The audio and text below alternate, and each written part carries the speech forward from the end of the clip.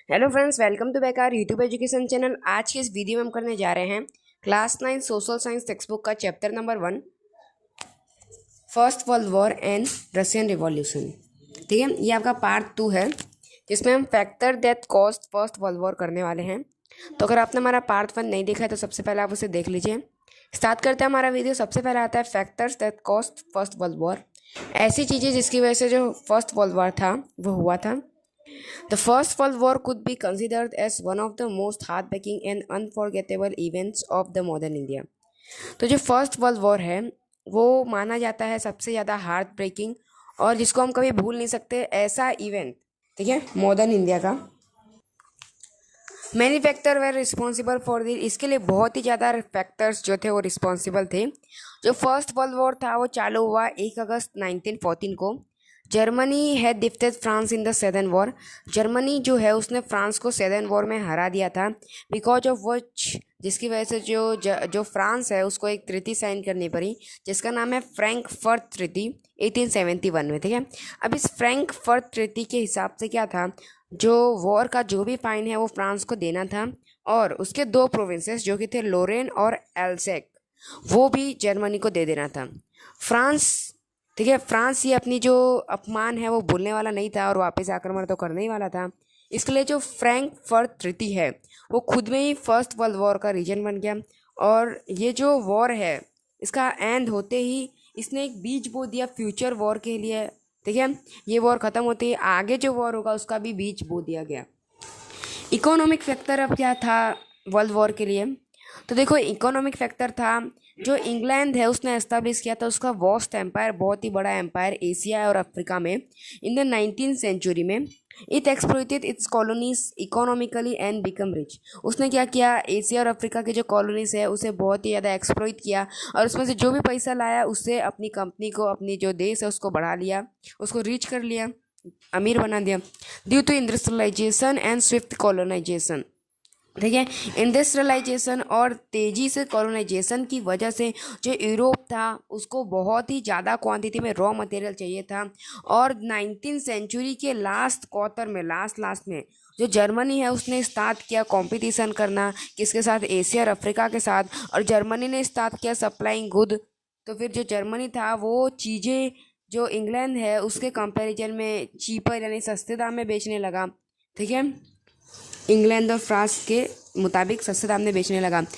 The Afro Asian market that England and France dominated. अब जो Afro Asian market यानी Africa का और एशियन का जो मार्केट है जिसको इंग्लैंड और एशिया ने अपने अंदर किया था, were thus broken up by the Germany, वो टूटने लगे जर्मनी की वजह से। Consequently there was an intense economic competition with Germany and England, और इसकी वजह से बहुत ही ज़्यादा इकोनॉमिक कॉम्पिटिशन हुआ जर्मनी और इंग्लैंड के बीच में।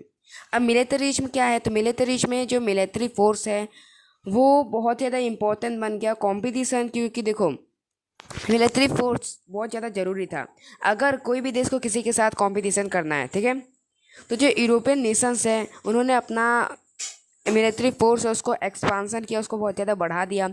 इंग्लैंड, फ्रांस, ऑस्ट्रिया, रसिया और बहुत सारे जो देश हैं उन्होंने क्या किया, अपने मिलिट्री पावर को बढ़ाना चालू कर दिया। वाइल इन कंट्री जैसे कि Japan, Italy, Germany compulsory military training चाहते थे। अब देखो जो जापान, इटली, जर्मनी है वो लोगों ने कंपलसरी मतलब बहुत ज़्यादा ज़रूरी, ठीक है, कंपलसरी बन गया, मिलिट्री ट्रेनिंग चालू कर दी। ठीक है, प्रोडक्शन ऑफ वेपन्स। अब देखो अगर वॉर में जीतना है तो फिर वेपन्स भी होने चाहिए, हथियार भी होने चाहिए, तो फिर वेपन्स का बनाने का जो काम है वो भी बहुत तेज़ी से चालू कर दिया गया।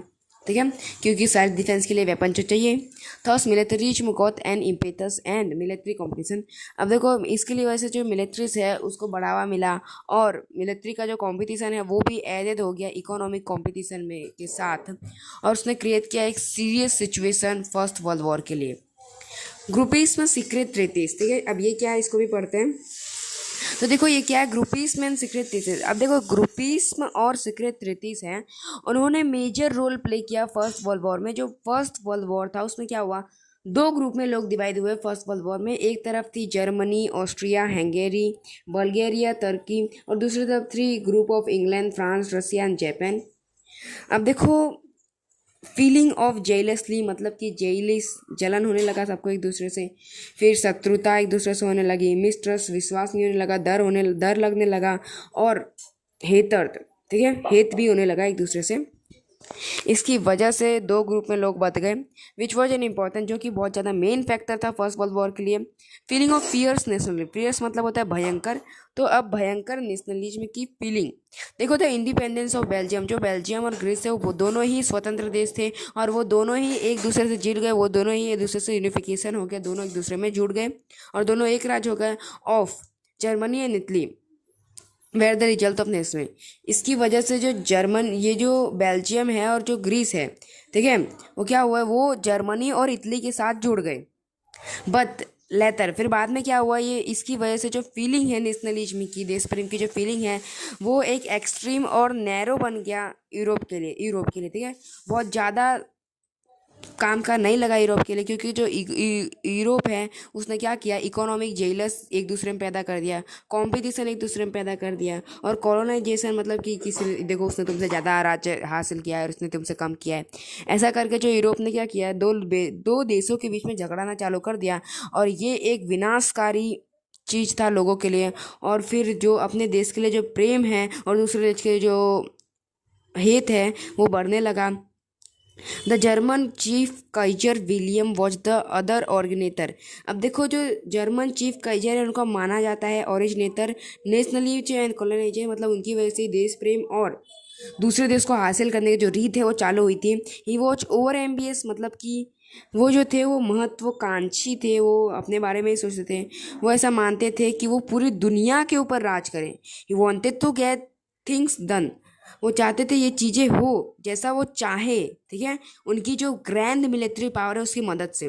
The feeling of war spread across the other nation. अब ये वॉर है जो उसकी जो फीलिंग है वो अलग अलग नेशन तक पहुंचने लगी, और जो जर्मनी है वो भी एक रिजल्ट बना फर्स्ट वर्ल्ड वॉर के लिए। रोल ऑफ न्यूज़पेपर, अब न्यूज़पेपर का क्या रोल था भाई फर्स्ट वर्ल्ड वॉर में। देखो the newspaper of the European nation, अब जो न्यूज़पेपर था यूरोपियन नेशन का, उसने क्या किया, जगाना चालू किया कि लोगों के प्रति विश्वासघात, हेत, विद देयर म्यूचुअल, आपसी में जो विश्वासघात है वो। फिर देत्रोगेत्री मतलब कि अपमानजनक, ठीक है, प्रोवोकेटिव तो उत्तेजक, बहुत जल्दी जल्दी जो होके काम कर देते हैं। एक्सेग्रेटे तो बढ़ा कर कहा हुआ, मतलब कोई भी चीज़ कोई भी कांड हो ज़्यादा बढ़ा के कहते थे। और जो फॉल्स राइट, जो उनके बारे में जो लिखे जाते थे, गलत गलत चीज़ें लिखते थे, और ये एक जहर की तरीके से फैलने लगा विरोधी नेशंस के लिए, ठीक है, जो उनके अपोनेंट हैं उनके लिए।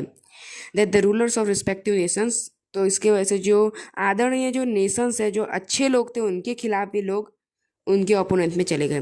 Could not even make effort for establishing, और इसकी वजह से वो पीस, शांति नहीं बना पाए और सद्भाव नहीं बना पाए। अब हम वॉर के दर्शन कर लेते हैं, फिलोसॉफी ऑफ वॉर कर लेते हैं। देखो अब क्या होने लगा, जब वॉर की बात आई तो जो दो पॉलिसी थी, मतलब पॉलिसी थी, वो पॉलिसी क्या थी, वॉर इज वेलफेयर। सब बोलते थे भाई वॉर इज वेलफेयर, वॉर ही सही है, ठीक है, ये यूरोप में चलने लगा। फिर जर्मन के जो राइटर हैं जिनका नाम था ट्रोत्स्काय, ठीक है, उन्होंने पब्लिश किया मैक्सिम्स, उन्होंने मैक्सिम्स पब्लिश की, जिसमें उन्होंने लिखा कि भाई जो ताकतवर है उसको ही जीने का हक है, और जो वॉर है वही एक नेशनल नीड है, मतलब देश की ज़रूरत है। फिर नाइट जैसे जो जर्मन राइटर थे उन्होंने एक्सप्रेस किया कि जो वॉर है वो एक सैक्रेड वर्क है, धार्मिक वर्क है, ठीक है। अब जो प्रिंस ऑस्ट्रिया थे, मतलब ऑस्ट्रिया के जो प्रिंस थे और उनकी जो वाइफ थी, वो दोनों की हत्या की गई, किसके द्वारा, सर्बियन टेररिस्ट, ठीक है, सर्बियन की एक जो टेररिस्ट थी, वो टेररिस्ट ऑर्गेनाइजेशन जिसको ब्लैक हैंड कहा जाता है, उसने क्या किया, ऑस्ट्रिया और उसकी पत्नी को मार दिया, मतलब सॉरी, ऑस्ट्रिया के जो प्रिंस थे उनको और उनकी पत्नी को मार दिया।